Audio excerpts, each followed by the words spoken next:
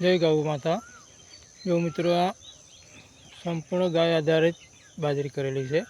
આની અંદર બીજામૃત, ઘનજીવામૃત, જીવામૃત આ બધા અસ્ત્રો વાપરેલા છે।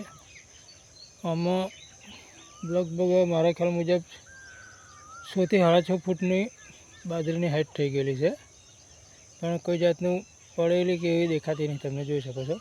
અને બીજું કે આની અંદર મધમાખી એટલી બધી આવે છે ને, તે વાત જ જુદી। જુઓ, મધમાખીના આવવાથી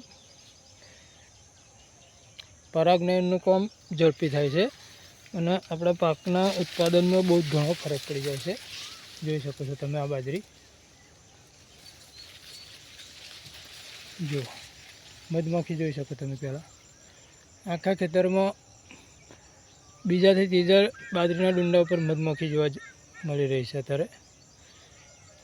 અને મધમાખી જે પ્રાકૃતિક ખેતર હોય એની અંદર વધુ પસંદગી પેલી કરાશે।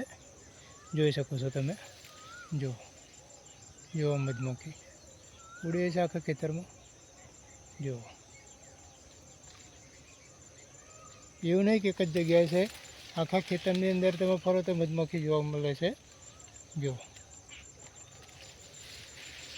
મધમાખી દ્વારા પરાગનયન થાય છે અને એનાથી ફલિનીકરણ થાય છે, એટલે પાકમાં ઉત્પાદનમાં વધારો થઈ જાય છે। જુઓ છે મધમાખી, જોઈ શકો છો તમે।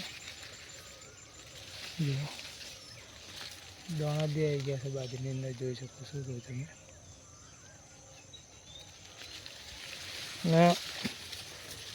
એ સંપૂર્ણ ગાય આધારિત બાજરી છે। આમાં ઓર્ગેનિક પ્રોડક્ટ આપણે વાપરેલી નહીં। બીજામૃત, ઘનજીવામૃત, જીવામૃત જોઈ શકો છો તમે।